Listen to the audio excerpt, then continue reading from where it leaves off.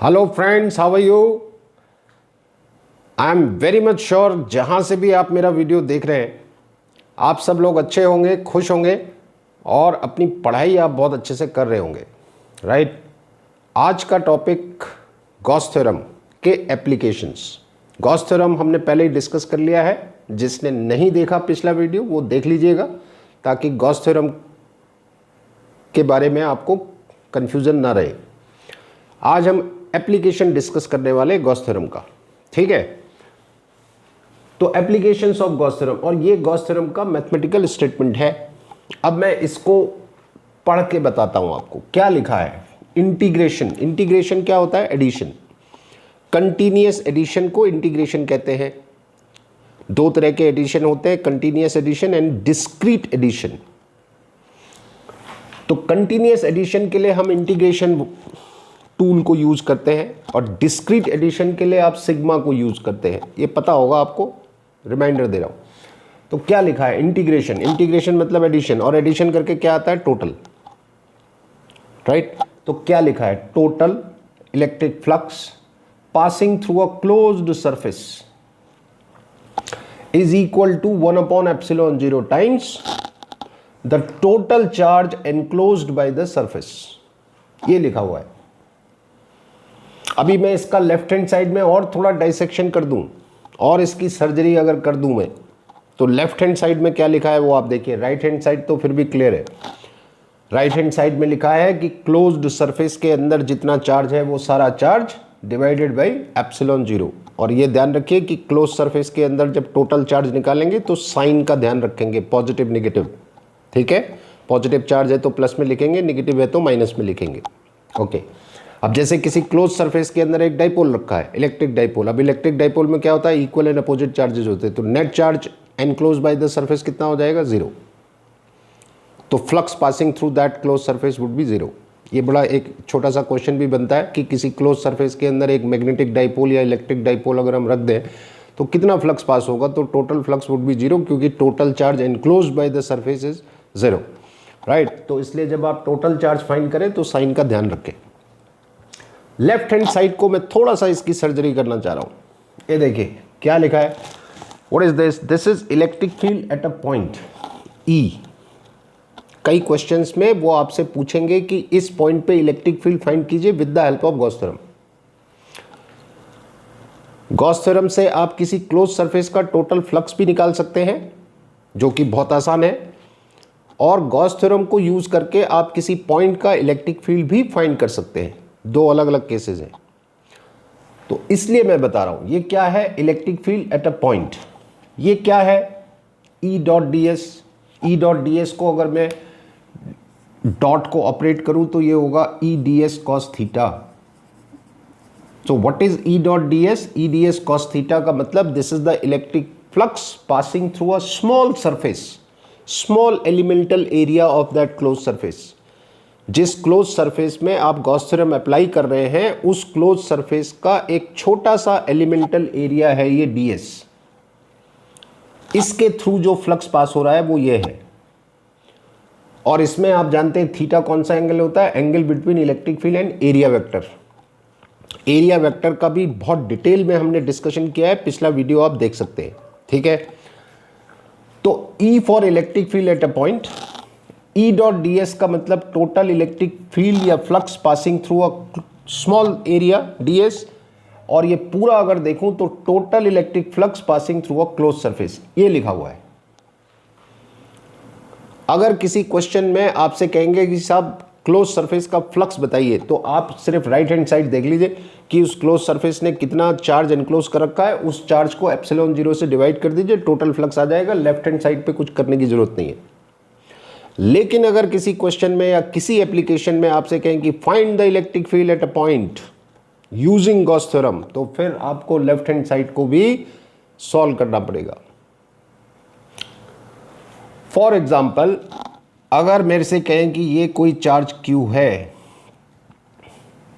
ठीक है, और ये कोई एक सरफेस है जो इसको एनक्लोज कर रही है। मान लीजिए ये सरफेस एक क्यूब है जो इसको एनक्लोज कर रही है, मान लीजिए यहां पर ले लेते हैं चार्ज। अगर आपसे कहें कि टोटल फ्लक्स फाइंड कीजिए, तो ये एक सरफेस कैसी है, ये जो क्लोज्ड सरफेस है, cube is a close surface, तो ये क्लोज सरफेस कैसी है, नीड नॉट टू बॉदर, आपको बिल्कुल चिंता करने की जरूरत नहीं कि ये क्लोज सरफेस कैसी है, कैसी भी हो क्लोज्ड होनी चाहिए।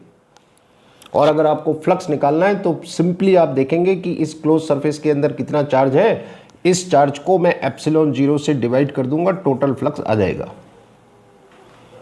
तो अगर टोटल फ्लक्स निकालना है तो क्लोज्ड सरफेस का जो शेप है मायने नहीं रखता, कैसा भी शेप आप इमेजिन कर लीजिए, क्लोज्ड होना चाहिए। लेकिन अगर वो आपसे कहें कि इस चार्ज का इलेक्ट्रिक फील्ड इस पॉइंट पे आप बताइए, तो फिर इस क्लोज सरफेस के लिए ये गॉस थ्योरम अप्लाई करना आपके लिए एक टेढ़ी खीर हो जाएगा। फिर क्लोज सरफेस को इमेजिन करने के लिए आपको थोड़ा सा सोचना पड़ेगा। और यहां पर एक बात और बता दूं कि जिस क्लोज सरफेस के लिए आप इस गॉस थ्योरम को अप्लाई करते हैं उसको हम कहते हैं गॉसियन सरफेस, गॉसियन सरफेस बोलते हैं।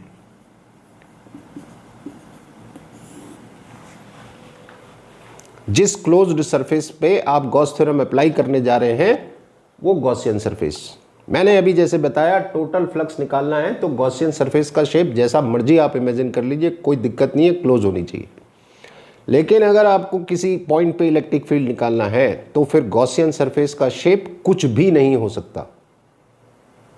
तो वहां आपको क्या ध्यान रखना है, तो आपको यह ध्यान रखना है कि जो भी गॉसियन सरफेस आप इमेजिन करने जा रहे हैं, क्योंकि आपने इमेजिन करनी है, तो वो गॉसियन सरफेस इस चार्ज की वजह से जो इलेक्ट्रिक फील्ड जनरेट हो रहा है उस इलेक्ट्रिक फील्ड के या तो परपेंडिकुलर होनी चाहिए या पैरेलल होनी चाहिए। ऐसी गॉसियन सरफेस आप इमेजिन करेंगे तो आपके लिए कैलकुलेशन करना, स्पेशली लेफ्ट हैंड साइड को कैलकुलेट करना आपके लिए आसान हो जाएगा। इस बात को ध्यान रखना है, ठीक है। तो इसको ध्यान रखते हुए हम कुछ एप्लीकेशंस यहाँ पे गॉस थ्योरम के डिस्कस करते हैं। So let's see. और गॉस थ्योरम का एप्लीकेशन शुरू करने से पहले एक बात आपको और बता दूं कि 3 तरह के चार्ज डिस्ट्रीब्यूशन आप हैंडल करने वाले हैं। क्लास 11th में मास डिस्ट्रीब्यूशन की बात होती थी, यहाँ पर चार्ज डिस्ट्रीब्यूशन की बात होती है। तो यहाँ आप 3 तरह के चार्ज डिस्ट्रीब्यूशन हैंडल करने वाले हैं, ठीक है। लीनियर चार्ज डिस्ट्रीब्यूशन, कि अगर मान लीजिए कोई वायर है तो वायर के पास सिर्फ लेंथ होती है, थिकनेस उसकी नेग्लिजिबल होती है। माइक्रोस्कोपिक लेवल में देखूं तो वायर अपने आप में 3 डायमेंशनल बॉडी है, लेकिन मैक्रोस्कोपिक लेवल में अगर मैं बात करूं तो फिर वायर को मैं 1 डायमेंशनल मानता हूं, सिर्फ लेंथ को कंसीडर करता हूं, थिकनेस को इग्नोर कर देता हूं। तो अगर आप किसी वायर को चार्ज देंगे तो डेफिनेटली वो चार्ज उसकी लेंथ के अलोंग होगा। तो आप बात करेंगे लीनियर चार्ज डिस्ट्रीब्यूशन की, distribution of charge along a line, and what is that line? That is a wire. Surface charge distribution, distribution of charge on a surface। कोई भी hollow body होगी, any hollow object, उसको आप charge देंगे तो definitely surface पे ही आएगा। या अगर कोई शीट है, जैसे आपकी नोटबुक की शीट्स होती हैं, ऐसी किसी थिन शीट को अगर आप चार्ज देंगे तो वो भी सरफेस पे आएगा, क्योंकि शीट की थिकनेस को आप इग्नोर कर सकते हैं मैक्रोस्कोपिक लेवल पे, ठीक है। और अगर कोई कंडक्टर है, यहां पर एक किंक है छोटा सा, कंडक्टर हॉलो है तब तो चार्ज सरफेस पे ही आएगा, लेकिन अगर कंडक्टर सॉलिड है तब भी चार्ज सरफेस पे ही आता है। कंडक्टर के केस में सिर्फ सरफेस चार्ज डिस्ट्रीब्यूशन की बात होती है, वॉल्यूम चार्ज डिस्ट्रीब्यूशन कंडक्टर में नहीं होता है, ये ध्यान रखना। पहले आपने पढ़ा भी होगा, जिसको हम स्किन इफेक्ट के नाम से भी जानते हैं। स्किन मतलब सरफेस, कि whenever charge is given to a conductor, it immediately comes on its surface। किसी भी कंडक्टर को जब चार्ज देते हैं, हॉलो है तब तो सरफेस पे ही आएगा, और कहाँ जाएगा, लेकिन अगर सॉलिड भी है तब भी सरफेस पे आएगा। और तीसरे चार्ज का चार्ज डिस्ट्रीब्यूशन क्या है? वॉल्यूम चार्ज डिस्ट्रीब्यूशन, की distribution of charge in a volume. और ये सिचुएशन नॉन कंडक्टिंग बॉडीज के केस में होती है। अगर नॉन कंडक्टर है तो फिर वॉल्यूम चार्ज डिस्ट्रीब्यूशन की बात हो सकती है। 3 तरह के चार्ज डिस्ट्रीब्यूशन, 3 तरह की चार्ज डेंसिटीज। अगर लीनियर चार्ज डिस्ट्रीब्यूशन है तो लैम्डा की बात करते हैं, charge per unit length. Surface charge distribution है तो सिग्मा से डिनोट करते हैं चार्ज डेंसिटी को, चार्ज पर यूनिट एरिया। और अगर वॉल्यूम चार्ज डिस्ट्रीब्यूशन है तो रो से डिनोट करते हैं चार्ज पर यूनिट वॉल्यूम। तीन तरह के चार्ज डिस्ट्रीब्यूशन, तीन तरह की चार्ज डेंसिटी। अब सवाल है कि इन चार्ज डेंसिटी का फायदा बड़ा सिंपल है कि अगर आपको लैम्डा पता है का मतलब अगर आपको यूनिट लेंथ का चार्ज मालूम है, किसी भी लेंथ के लिए यूनिटरी मेथड से निकाल सकते हैं। एक में इतना तो 10 में कितना, मल्टीप्लाई करिए चार्ज आ जाएगा, अगर चार्ज का डिस्ट्रीब्यूशन यूनिफॉर्म है तो। ये भी ध्यान रखना है। ऐसे ही अगर आपको यूनिट एरिया का चार्ज मालूम है तो किसी भी एरिया के लिए फाइंड कर सकते हैं मल्टीप्लाई करके, और ऐसे ही रो। तो इन चार्ज डेंसिटीज का ये फायदा है। तो जब हम गॉस थ्योरम की एप्लीकेशंस कर रहे होंगे तो आप देखेंगे कहीं पे लैम्डा की बात होगी, कहीं सिग्मा की बात होगी, कभी रो की बात होगी, कभी लीनियर चार्ज डिस्ट्रीब्यूशन होगा, कभी सरफेस चार्ज होगा, कभी वॉल्यूम चार्ज होगा। तो इन चार्ज डेंसिटीज और इन चार्ज डिस्ट्रीब्यूशन के बारे में आपको मालूम होना चाहिए। तो अब आगे बढ़ते हैं, एप्लीकेशन देखते हैं पहला, राइट। तो ये आपका पहला एप्लीकेशन है जिसमें आपको फाइंड करना है electric field at a point due to a charge conducting sphere. Conducting sphere है। अब क्योंकि कंडक्टिंग स्फेयर है तो अगर हॉलो है तब भी और सॉलिड है तब भी चार्ज तो सरफेस पे ही आएगा, स्किन इफेक्ट। तो इसकी सरफेस पे चार्ज है और इसकी चार्ज डेंसिटी कितनी है, सिग्मा।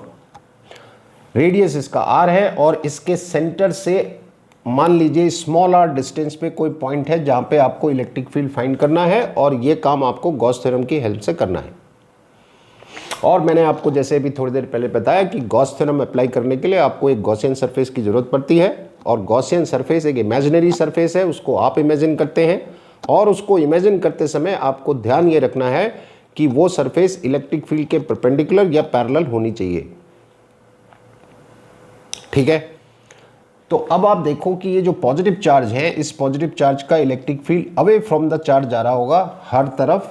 कहीं भी आप देखें तो ये अवे फ्रॉम द चार्ज ऐसे जा रहा होगा। इलेक्ट्रिक फील्ड का डायरेक्शन आपको मालूम है, पॉजिटिव चार्ज के लिए अवे फ्रॉम द चार्ज होता है।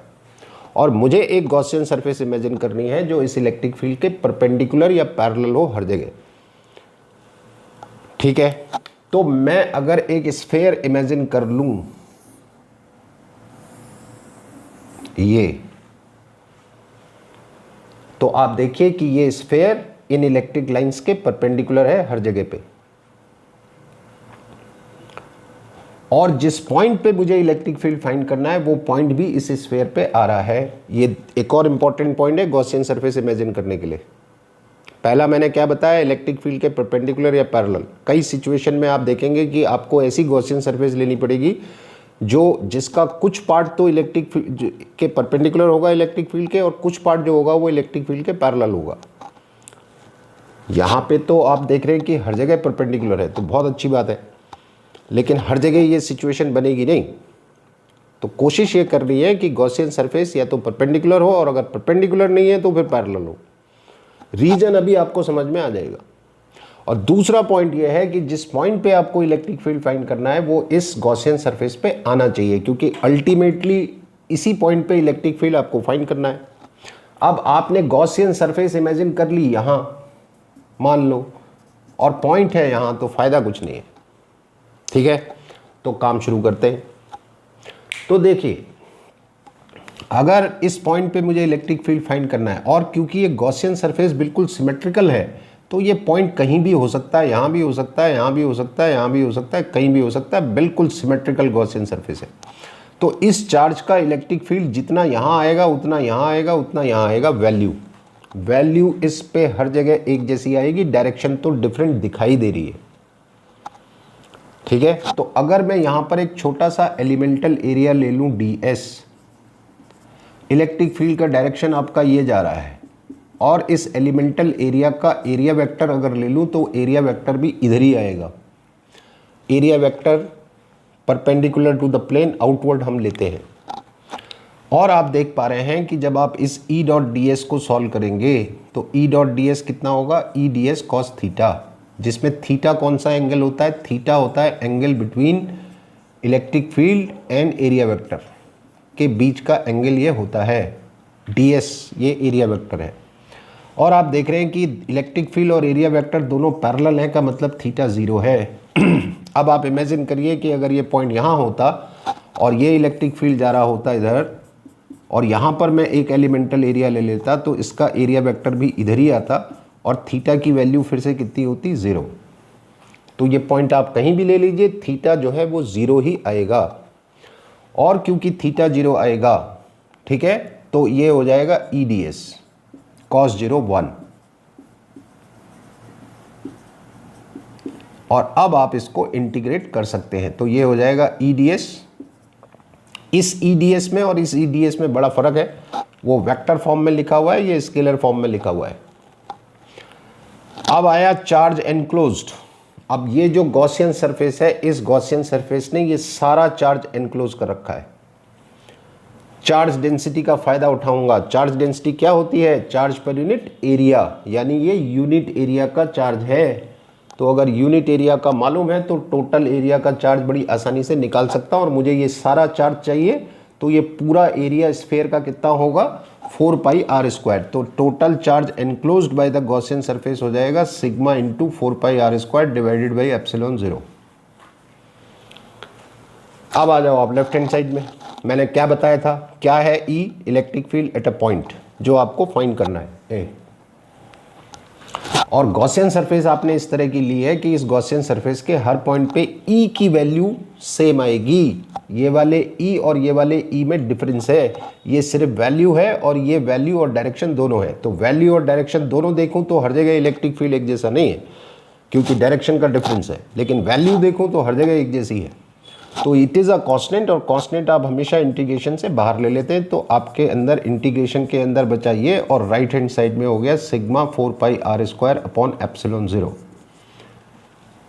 अब एक बात हमें और आप ध्यान रखिएगा, जब भी गॉस थ्योरम का एप्लीकेशन आप कर रहे होंगे, ये ध्यान रखिएगा कि राइट हैंड साइड में, यानी यहां किसी केस में यहां पर आएगा लेमडा इंटू एल, कभी आएगा सिग्मा इंटू एरिया, कभी आएगा रो इंटू वॉल्यूम। यहां पर लेंथ भी आ सकती है, एरिया भी आ सकता है, वॉल्यूम भी आ सकता है, डिपेंडिंग ऑन की चार्ज डिस्ट्रीब्यूशन कैसा है। लेकिन लेफ्ट हैंड साइड में जब भी आप ds का इंटीग्रेशन करेंगे, यहां पे हमेशा गॉसियन सरफेस का एरिया ही आएगा, और गॉसियन सरफेस का भी वो एरिया जिसके थ्रू फ्लक्स पास हो रहा है। कोई जरूरी नहीं है कि गॉसियन सरफेस के टोटल एरिया से फ्लक्स पास हो रहा हो, इस केस में तो टोटल एरिया से हो रहा है, लेकिन हर जगह ऐसा नहीं होगा। तो मैंने देखा है स्टूडेंट्स मिस्टेक करते हैं, इधर लेमडा आता है, लेमडा इंटू एल आता है तो इधर भी एल कर देते हैं, वॉल्यूम आएगा उधर तो इधर भी वॉल्यूम ले लेते हैं। तो इसलिए मैं थोड़ा सा ये बात जोड़ देके आपको बता रहा हूं कि राइट हैंड साइड में लेमडा इंटू एल भी हो सकता है, सिग्मा इंटू एरिया भी हो सकता है, रो इंटू वॉल्यूम भी हो सकता है, डिपेंड करता है कि कैसा चार्ज डिस्ट्रीब्यूशन है। जैसे यहाँ पे हमारा जो चार्ज डिस्ट्रीब्यूशन था, ये सरफेस चार्ज डिस्ट्रीब्यूशन था, तो सिग्मा इंटू एरिया आ रहा है। अगर कोई किसी दूसरे केस में वॉल्यूम चार्ज डिस्ट्रीब्यूशन होगा तो यहाँ पे रो इंटू वॉल्यूम भी आ सकता है, ऐसे ही लेमडा इंटू एल भी आ सकता है यहाँ पे। लेकिन लेफ्ट हैंड साइड में जब भी ds को इंटीग्रेट करेंगे तो वहाँ पे गॉसियन सरफेस का एरिया ही आएगा, ना वॉल्यूम आएगा यहाँ पे, ना लेंथ आएगी कभी यहाँ पे एरिया ही आएगा, वो भी गॉसियन सरफेस का एरिया। और गॉसियन सरफेस का भी कौन सा एरिया, जितने एरिया से फ्लक्स पास हो रहा है। तो यहाँ क्योंकि इसके टोटल एरिया से फ्लक्स पास हो रहा है, तो इस गॉसियन सरफेस का टोटल एरिया लिख देते हैं। तो गॉसियन सरफेस का रेडियस कितना है, स्मॉल r, तो ये हो जाएगा E into 4 pi are square, surface area of sphere का, sigma into 4 pi capital R square divided by epsilon 0। 4 pi से 4 पाई कैंसिल, तो इलेक्ट्रिक फील्ड आपका हो जाएगा sigma into R square divided by small r square epsilon 0। ये आपका electric field आ गया। And this is your case number 1।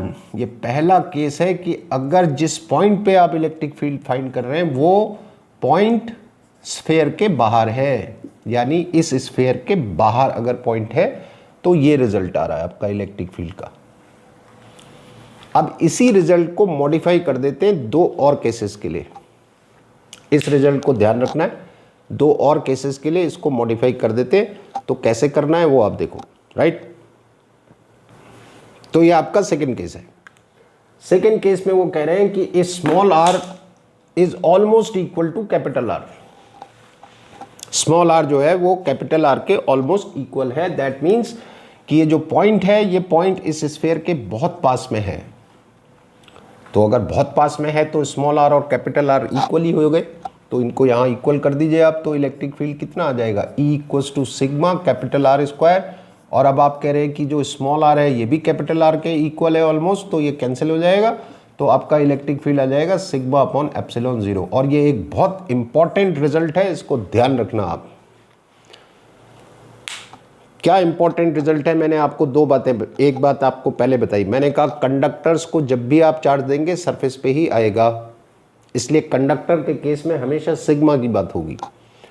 और इस केस को मैं जनरलाइज कर रहा हूं कि electric field at a point very close to any charge conductor, generalize कर रहा हूं, एनी चार्ज कंडक्टर, इतना ही आएगा सिग्मा अपॉन एप्सिलॉन 0। चाहे वो कंडक्टर किसी भी शेप का हो, इरेगुलर शेप का हो, रेगुलर शेप का हो, कंडक्टर अगर है तो इलेक्ट्रिक फील्ड निकालेंगे उस कंडक्टर के पास में कहीं पे, very close to the conduct surface, तो इतना ही आएगा। सरफेस के बाहर लेकिन नॉट इनसाइड। इनसाइड वाला केस अभी हमें देखना है और देख ही लेते हैं। तो केस नंबर 3 कि अगर स्मॉल आर जो है वो कैपिटल आर से कम है, स्मॉल आर कैपिटल आर से कम है का मतलब ये पॉइंट अब अंदर आ गए आप। अब ये स्मॉल आर हो गया देखो, and this small are is less than capital are.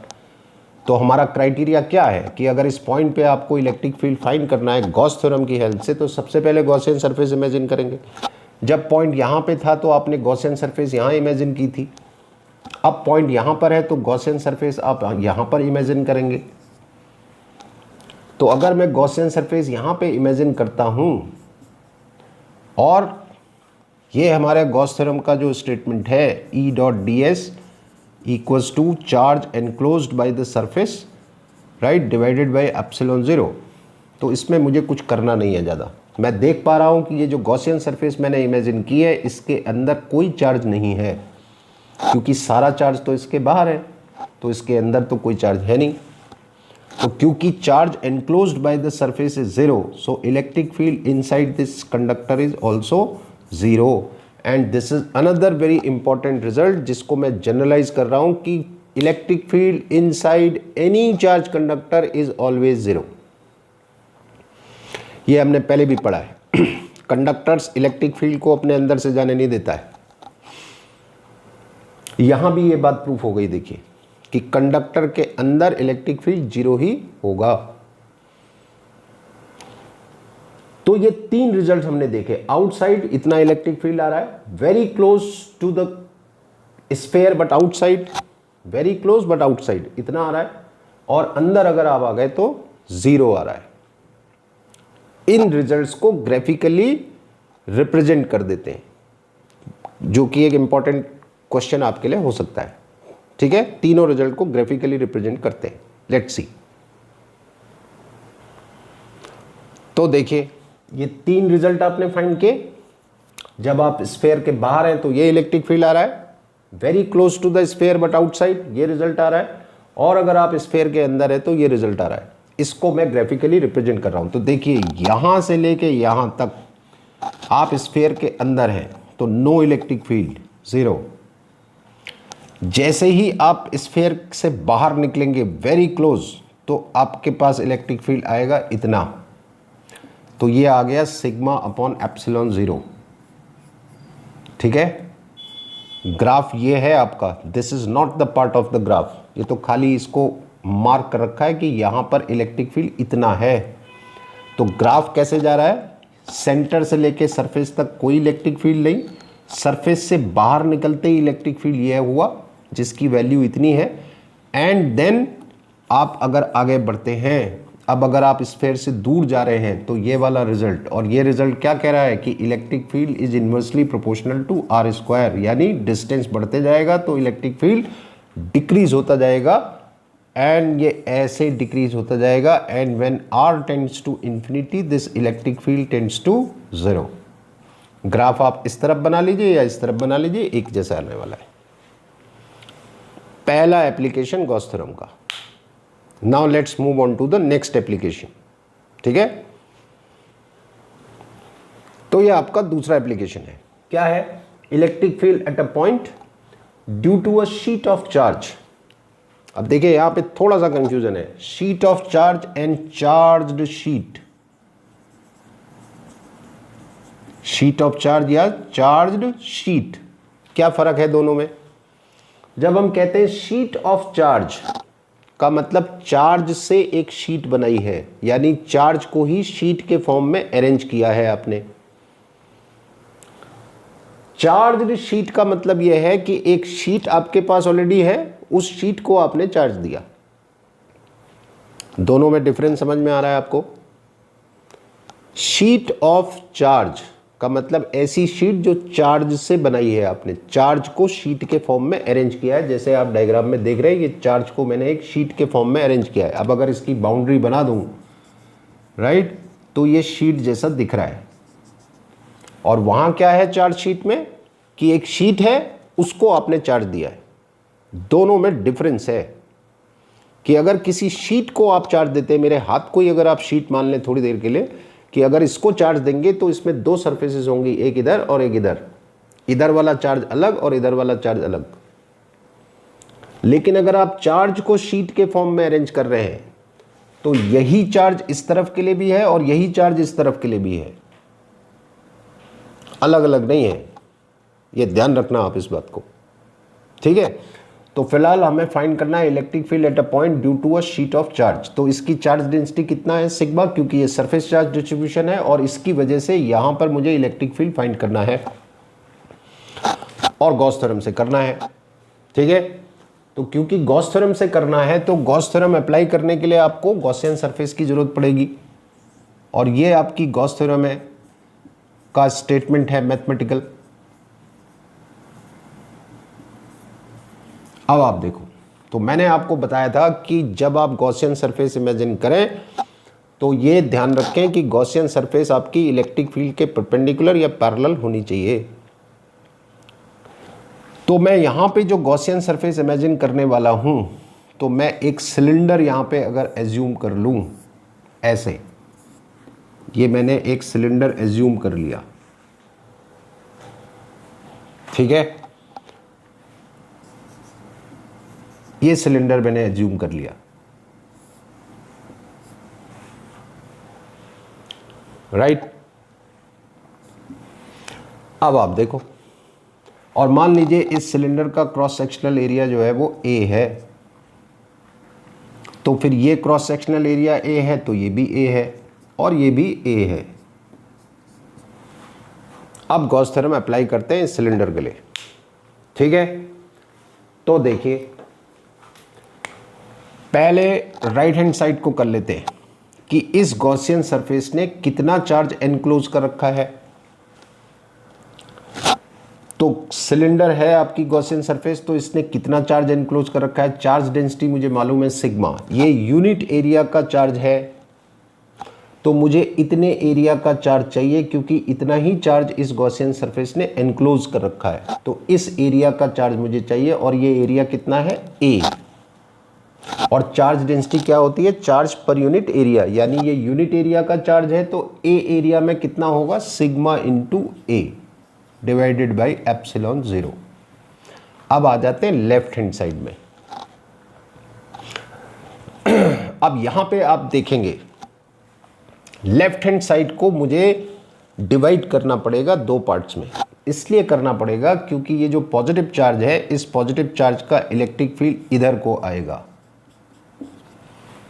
इस सरफेस के लिए फाइंड करूं तो इधर को आएगा।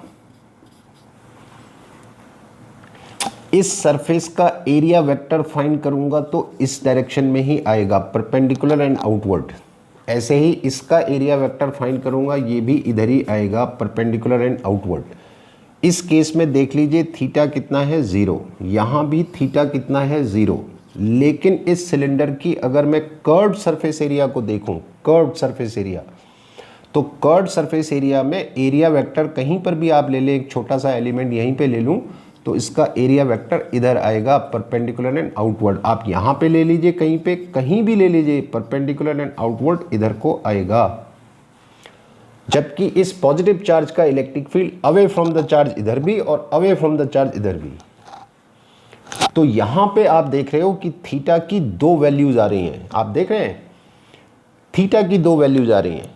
जो ये वाला क्रॉस सेक्शन है इसके लिए 0, इस क्रॉस सेक्शन के लिए भी 0। जबकि कर्व्ड सरफेस को अगर आप देखें, एरिया वेक्टर इधर है और इलेक्ट्रिक फील्ड इधर है, तो कर्व्ड सरफेस के लिए थीटा की वैल्यू आ रही है 90 डिग्री।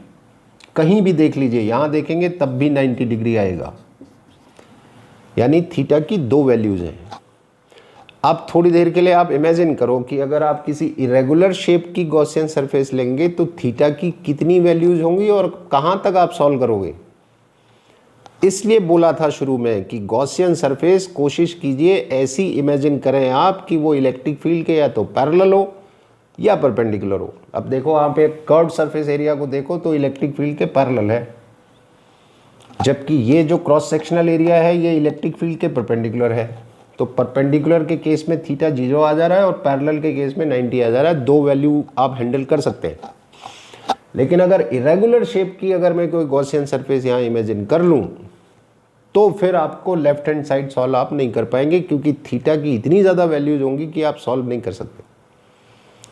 इसलिए ठीक है, तो एक काम करते हैं, इसको हम डिवाइड कर देते हैं दो पार्ट्स में। E dot d S find करेंगे फॉर द प्लेन सरफेस और E dot d S find करेंगे for the curved surface.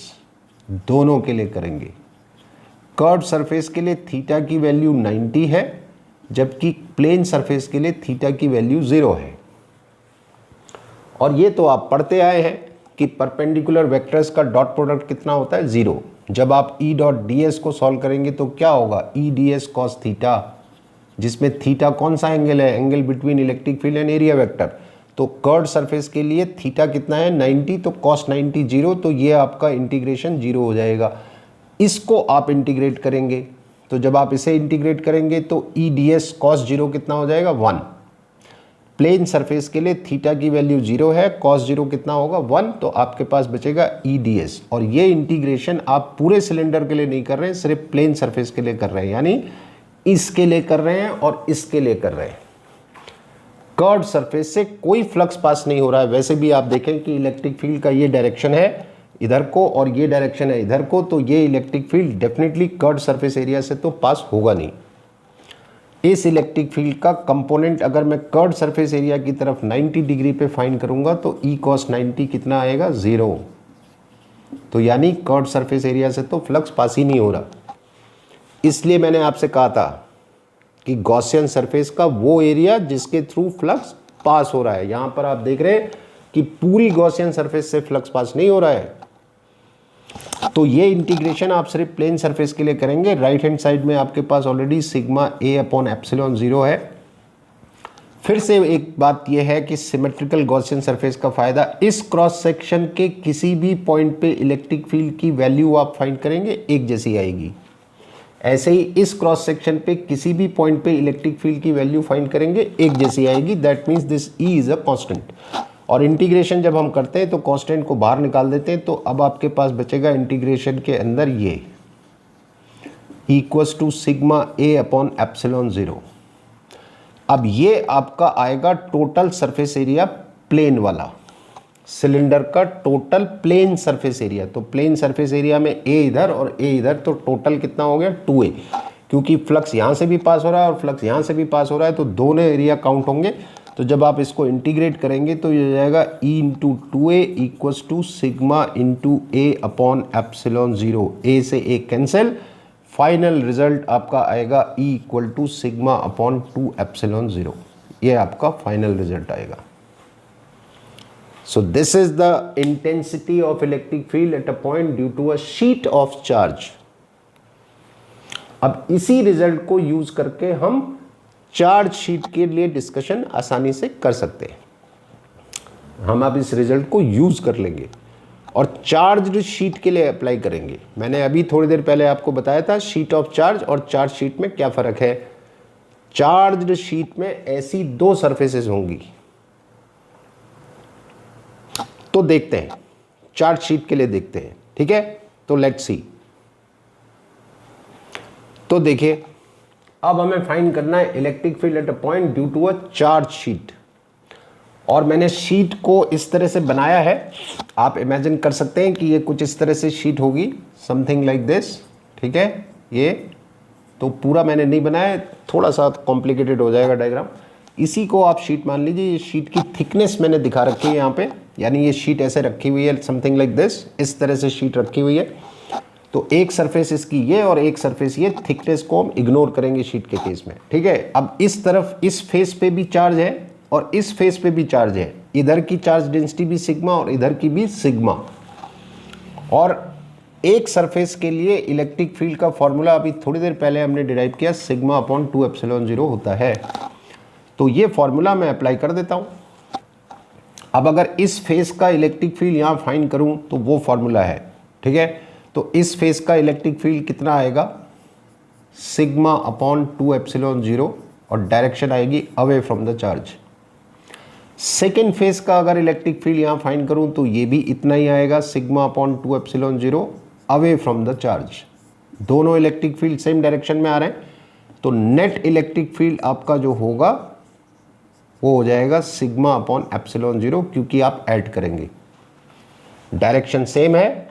Sigma upon 2 epsilon 0, sigma upon 2 epsilon 0 add करेंगे, सिग्मा अपॉन एप्सिलॉन 0। यही कैलकुलेशन आप पॉइंट अगर इधर ले लें तब भी यही होगा। दोनों का electric field away from the charge आएगा, एक की वजह से सिग्मा अपॉन 2 एप्सिलॉन 0, दूसरे की वजह से भी sigma upon 2 epsilon 0। Net electric field find करेंगे तो ये फिर से सिग्मा अपॉन एप्सिलॉन 0 आएगा। नाउ जस्ट इमेजिन कि अगर ये पॉइंट आपका शीट के अंदर कहीं होता, यहां होता मान लो।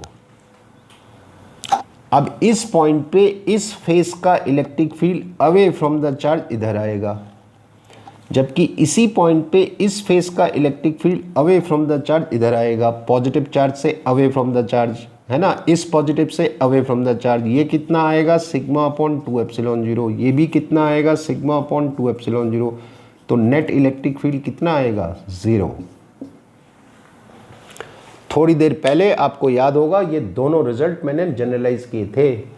Electric field at a point very close to any charge conductor कितना बताया था, सिग्मा अपॉन एप्सिलॉन 0। फिर ये भी कहा था कि electric field at a point inside a charge conductor कितना होता है, 0। तो 0 ही आ रहा है।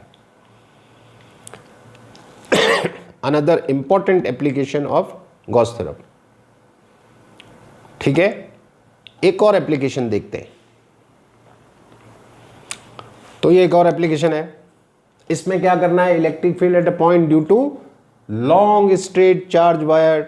एक वायर है, लॉन्ग का मतलब इनफाइनाइट लेंथ। फिजिक्स में कई जगह लॉन्ग जब लिखते हैं तो इनफाइनाइट, अब इनफाइनाइट लेंथ प्रैक्टिकली पॉसिबल नहीं है, इसलिए वो थोड़ा चालाकी करते, लॉन्ग लिख देते, ठीक है। तो ये लॉन्ग वायर है, क्योंकि वायर है तो डेफिनेटली लीनियर चार्ज डेंसिटी की बात होगी। This is the distribution of charge along a line. Line के अलोंग जब चार्ज का डिस्ट्रीब्यूशन है तो लीनियर चार्ज डेंसिटी की बात होती है, लेमडा। यानी ये क्या है, charge per unit length. Unit length पे इतना चार्ज है, यहाँ किसी भी लेंथ का फाइंड कर सकता हूँ मल्टीप्लाई करके, और इसकी वजह से यहाँ पर मुझे इलेक्ट्रिक फील्ड फाइंड करना है। सबसे पहला काम, गॉसियन सरफेस कैसी होनी चाहिए, परपेंडिकुलर एंड पैरेलल। तो मैं एक बार फिर से यहाँ पर एक सिलेंडर एज्यूम कर लेता हूँ। ये मैंने एक सिलेंडर एज्यूम किया, अभी आप देखेंगे। और ये पॉइंट भी मैंने बताया था, जो भी गॉसियन सरफेस आप इमेजिन कर रहे हैं ये पॉइंट उस गॉसियन सरफेस पे आना चाहिए। अब मान लीजिए इस सिलेंडर की लेंथ L है, इस सिलेंडर का साइज क्या होगा मैटर नहीं करता। हाँ, ये जरूर मैटर करता है कि ये सिलेंडर पे ये पॉइंट आना चाहिए। अगर मैं सिलेंडर की हाइट को थोड़ा कम कर दूं कोई फर्क नहीं पड़ता, लेकिन इसके रेडियस को बढ़ा दूं या कम कर दूं तो फर्क पड़ जाएगा, क्योंकि जैसे मैंने बताया कि ये पॉइंट इस सिलेंडर पे आना चाहिए, क्योंकि अल्टीमेटली आपको इसी पॉइंट पे इलेक्ट्रिक फील्ड फाइंड करना है, ठीक है। तो सिलेंडर की लेंथ कुछ भी हो सकती है, कुछ भी ले लीजिए आप, कोई फर्क नहीं पड़ता। तो और ये आपके गॉस थ्योरम का मैथमेटिकल स्टेटमेंट है जिसको आपने यूज करना है और सिलेंडर के लिए यूज करना है charge enclosed divided by epsilon 0। Right hand side को पहले निपटा देते हैं, ठीक है। तो हम देखते हैं कि इस सिलेंडर के अंदर कितना चार्ज है। चार्ज तो इस पूरे वायर में है और इस वायर की लेंथ भी बहुत ज़्यादा है, लेकिन मेरे को फोकस करना है किस चार्ज पे, जिस चार्ज को इस सिलेंडर ने एनक्लोज कर रखा है। तो सिलेंडर ने सिर्फ इतना चार्ज एनक्लोज कर रखा है और चार्ज डेंसिटी कितनी है, लैम्डा। तो यूनिट लेंथ में इतना चार्ज है तो एल लेंथ में कितना होगा, लैम्डा इंटू एल। थोड़ी देर पहले जो बात मैंने आपको बताई थी आप रियलाइज कर रहे होंगे कि राइट हैंड साइड में कभी लैम्डा इंटू एल आएगा, कभी सिग्मा इंटू एरिया आएगा। अभी एक एग्जाम्पल देखेंगे उसमें रो इंटू वॉल्यूम भी आएगा। लेकिन लेफ्ट हैंड साइड में जैसे मैंने बताया था यहाँ हमेशा गॉसियन सरफेस का एरिया ही आएगा। इस बात को आखिरी बार बता रहा हूं। अब आप देखो इस चार्ज का electric field away from the charge इधर आएगा। अगर ये पॉइंट यहां कहीं होता तो away from the charge electric field इधर आ रहा होता। इस बार इस क्रॉस सेक्शन का ये जो प्लेन एरिया है इसका एरिया वेक्टर देखूं तो इधर को आएगा, जबकि मैं कर्व्ड सरफेस का एरिया वेक्टर अगर यहाँ पर एक एलिमेंटल एरिया छोटा सा ले लूँ या यहाँ पर एक एलिमेंटल एरिया छोटा सा ले लूँ ds नाम से, ठीक है, तो एरिया वेक्टर इधर को, और यहाँ पे ले लूँ तो एरिया वेक्टर इस तरफ आएगा। यहाँ ले लूँ एरिया वेक्टर मान लीजिए तो इधर को आएगा। तो आप देख पा रहे हैं कि कर्व्ड सरफेस के केस में इलेक्ट्रिक फील्ड और एरिया वेक्टर के बीच का एंगल कितना है, 0। यहाँ ले लो या इधर ले लो। जबकि क्रॉस सेक्शन जो सिलेंडर का ये है प्लेन एरिया, इसमें अगर आप देखें तो एरिया वेक्टर और इलेक्ट्रिक फील्ड के बीच का एंगल कितना है, 90 डिग्री। इस बार कहानी उल्टी हो गई। तो फिर से मुझे इसको डिवाइड करना पड़ेगा दो पार्ट्स में, क्योंकि थीटा की दो वैल्यू हैं तो दो पार्ट्स में डिवाइड करना पड़ेगा। अब आप सोचो कि अगर थीटा की 20 वैल्यू होती तो आपको 20 पार्ट में डिवाइड करना पड़ता, जो आप बिल्कुल करना पसंद नहीं करते। इसलिए गॉसियन सरफेस को इमेजिन करते समय ध्यान रखना है कि थीटा की वैल्यू मिनिमम हो। तो इसको मैंने करा प्लेन के लिए और इसको कर देते कर्व्ड के लिए। इस बार मैं देख रहा हूं कि कर्व्ड सरफेस के केस में थीटा कितना है, 0, जबकि प्लेन के लिए थीटा कितना है, 90। तो 90 के लिए ये डॉट प्रोडक्ट 0 हो जाएगा, जबकि ये वाला जो आएगा आपका EDS होगा क्योंकि cos 0 हो जाएगा 1। तो यहाँ पर लेकिन कर्व्ड सरफेस एरिया सिलेंडर का आएगा, ये होगा लैम्डा L अपॉन एप्सिलॉन 0। फिर से आप देखिए सिमेट्री की वजह से इस लॉन्ग वायर का इलेक्ट्रिक फील्ड आप यहाँ निकाल लीजिए, यहाँ निकाल लीजिए, यहाँ निकाल लीजिए, यहाँ निकाल लीजिए, एक जैसा आएगा। क्योंकि ये लॉन्ग वायर है, इसकी लेंथ इनफाइनाइट है, इसलिए इन पॉइंट्स की लोकेशन कोई मायने नहीं रखती। अगर ये फाइनाइट लेंथ का वायर होता तो फिर फर्क पड़ जाता, फिर यहाँ अलग आता इलेक्ट्रिक फील्ड, यहाँ अलग, फिर अलग लगाता। लेकिन लॉन्ग है तो कोई फर्क नहीं पड़ता, पॉइंट यहाँ पर है, यहाँ पर है, यहाँ पर है, यहाँ पर है, डजंट मेक एनी डिफरेंस, क्योंकि इस सिलेंडर की जो लेंथ है वो इस वायर की लेंथ के सामने नेग्लिजिबल है, कोई फर्क नहीं पड़ता है। तो इसलिए E कांस्टेंट है, कहीं भी फाइंड कर लीजिए। और इंटीग्रेशन के अंदर आएगा ds, और ये इंटीग्रेशन आप कर्व्ड सरफेस एरिया के लिए कर रहे हैं तो सिलेंडर का कर्व्ड सरफेस एरिया यहाँ पर आएगा। And all of you know कि सिलेंडर का कर्व्ड सरफेस कितना होता है, 2πrl lambda L upon epsilon 0, L से L कैंसिल, तो फाइनली आपका इलेक्ट्रिक फील्ड आ जाएगा लैम्डा अपॉन 2πr एप्सिलॉन 0। इस डेरिवेशन को इंटीग्रेशन वाले मेथड से करने की कोशिश करना, आपको गॉस थ्योरम की इंपॉर्टेंस समझ में आ जाएगी कि गॉस ने आपके लिए कितना काम आसान कर बना दिया है। अगर इसी डेरिवेशन को मैं इंटीग्रेशन वाले मेथड से करूं, इंटीग्रेशन वाला मेथड समझ रहे हैं कि जैसे ये लॉन्ग वायर है तो लॉन्ग वायर में मैं एक छोटा सा एलिमेंट लूं, फिर इस एलिमेंट का इलेक्ट्रिक फील्ड यहाँ निकालूं, फिर एक दूसरा एलिमेंट लूं, फिर इसका इलेक्ट्रिक फील्ड यहाँ निकालूं, फिर उसको मैं इंटीग्रेट करूं, बहुत लंबा जाता है प्रोसेस।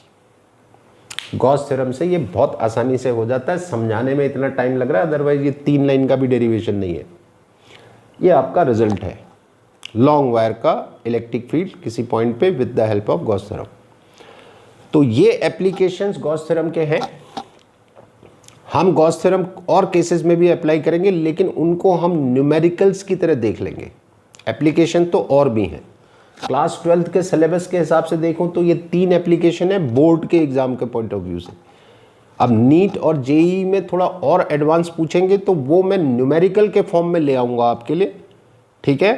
तो उसके न्यूमेरिकल फॉर्म में हम उनको कर लेंगे एप्लीकेशंस को। जैसे हम अभी तक हमने वॉल्यूम चार्ज डिस्ट्रीब्यूशन की बात नहीं की, इसमें कहीं भी वॉल्यूम चार्ज डिस्ट्रीब्यूशन नहीं आया। लीनियर तो आया, सरफेस भी आया, लेकिन वॉल्यूम वाला नहीं आया। तो वॉल्यूम वाला केस करेंगे तो उसके 1-2 न्यूमेरिकल्स कर लेंगे, तो वो वैसे समझ लेंगे, ठीक है।